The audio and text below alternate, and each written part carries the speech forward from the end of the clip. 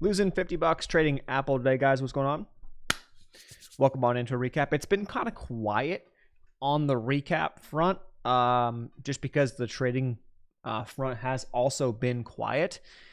I have two open swings, which are kind of just like doing their thing, so not much going on there. And then I have taken two day trades this week. It's Wednesday now, and there's a reason why I have not been trying to be aggressive, and both of these trades total have lost me less than $100, and they haven't worked.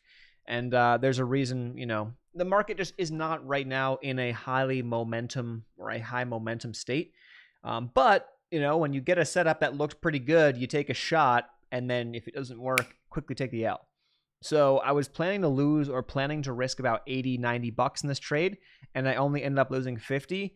And I would have lost 80 or 90 had I held on to it a bit more, but I decided to cut it off earlier because of what you're going to see next. So it was on Apple, which if you hear me talk about Apple, and I'm like, yeah, I don't tend to trade Apple very much, or I haven't traded it very much as of late because I don't tend to trade it very well. For whatever reason, doesn't align very well with the strategy. So here's the trade setup. If you jump out on the bigger time, let's just start bigger time frames on Apple. You're looking at essentially it really having great strength off the lows of 2 weeks ago, and then after its earnings and stuff. And so as it gets up above now 227s, I'm liking the looks because you're getting above this volume. You have potential for more momentum upside, little gap to fill up here towards the 230s. So I thought a move towards 230 could be in the cards for today if we're going to get momentum, but we obviously are not getting momentum, and you'll see why. So I dial it back in. It was on the 1 hour time frame. Looking back at this trade was not necessarily the best of best setups because it kind of has, in my view, it's like I would have liked to see a cleaner extension followed by a consolidation followed by the push. You kind of have like a slower extension and a choppier extension, and then really just like getting stuffed right here. Like it is getting stuffed right here. So I'm saying, oh, okay, if we push over 227.25, we got a good look. Here's the 1 hour candle. We get up nearly to 228. It looks good. I get in on the break. It looks good.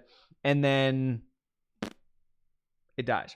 So while my entry was 227.41, I want to say, if I recall correctly, yes, 227.41.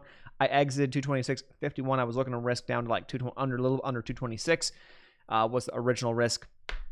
But on the 1 hour, right, you're stuffed here all day yesterday.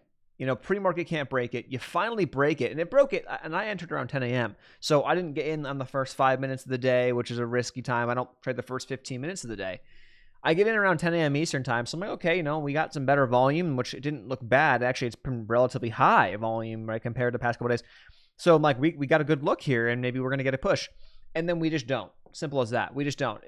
And you can kind of tell early on by I get in somewhere in here. We kind of have this pullback. I'm like, okay, fine. Back test, push up, back test, push up. Okay, here we go. Breaking new high a day. Looks really good. And then, boom, hammered. So I was like, okay, fuck that shit. Nah, we're out. I was not. Once we kind of fell under here, I was like, yeah, I'm not playing this game. I'm not doing it. So I exited somewhere in here.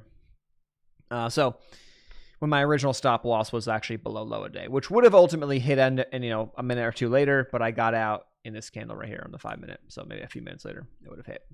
Yeah. So just simply put, right, August historically has not been the best month for me. I know it's not the best month for momentum in general. So making sure we're being proactive on the losses, not trying to get caught up in shit. When I see that this was breaking and then it kind of played these games, I'm already kind of like, I don't know. And then it gets a push. Okay, here we go. Let's see if it goes. And then boom, nope. We're not playing that game. I'm not going to stick around and play this game because we're just not aligned. So a time like this is a good time, in my view, to just be like, okay, we are, risk off. We are not pushing the pedal down. We are being very selective. And when things turn up, because they inevitably will, right? The market does, kind of plays games like this, right? We'll have periods of trend. We'll have periods of consolidation and periods of uptrend, downtrend, right? So I want to be trading in periods where we have more of an aggressive uptrend or downtrend and not necessarily in this chop. And if you go to the S&P, you're going to see the same thing.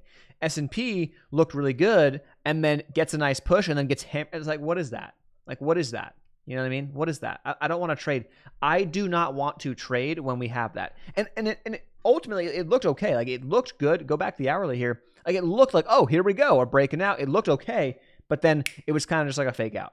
And the volume was high. It was kind of a fake out, which is, part of the game, part of how it goes. You legitimately can't. You will not win them all. You will never win them all.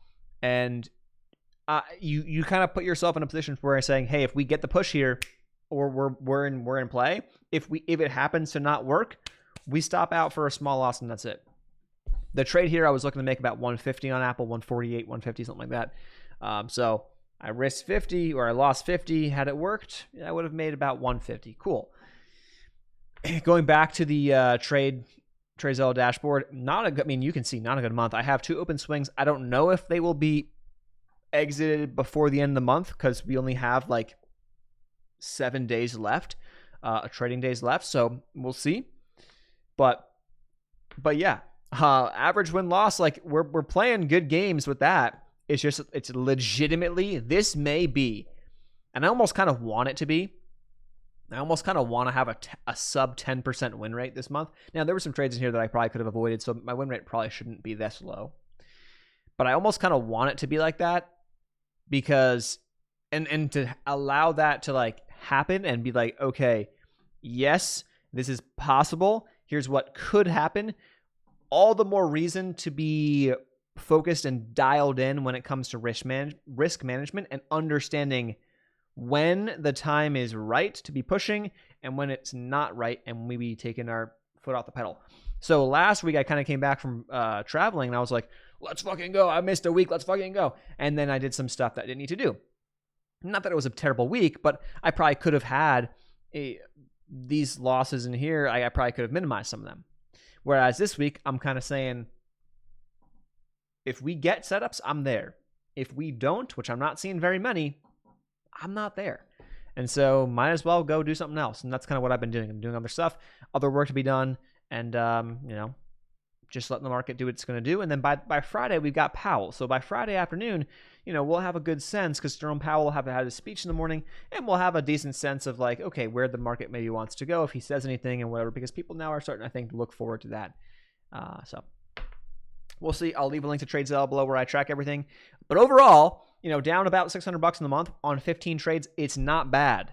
Okay, it sounds bad. Not bad because you have a couple winners and you're right back in play. So it's not like, oh my God, I want to, I'm terrible. You say what you want to say. This is not a month that I have historically had great success. I know that.